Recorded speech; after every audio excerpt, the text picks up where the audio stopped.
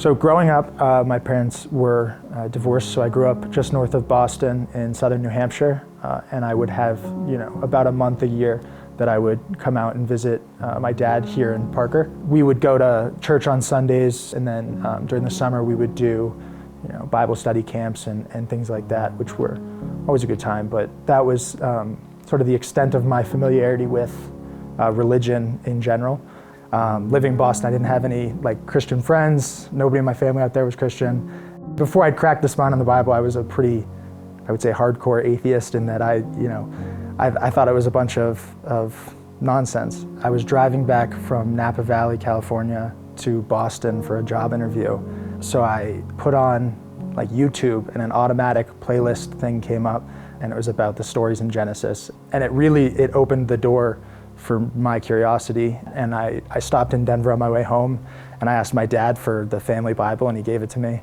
And I spent probably the next 6 months just reading and listening to Journey's services to get more context. And sort of out of nowhere, I felt this calling to learn more about the Bible, and as I read, I just, it was overwhelming. I was a very stereotypical young 20-year-old male for today's culture.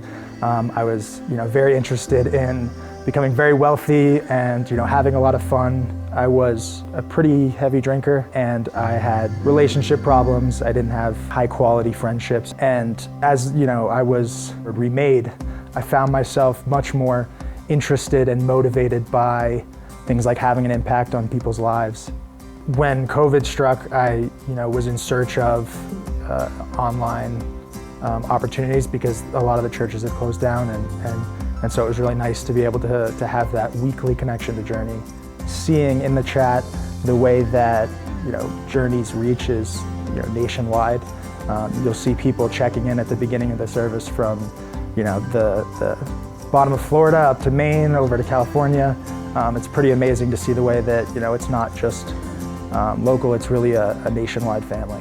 One of the roles of the online hosts is to accept prayer requests, and I think that I've really enjoyed the opportunity to be there in some small way for somebody, let them know that there is a group of people that is happy to pray for them, and in certain circumstances connecting them with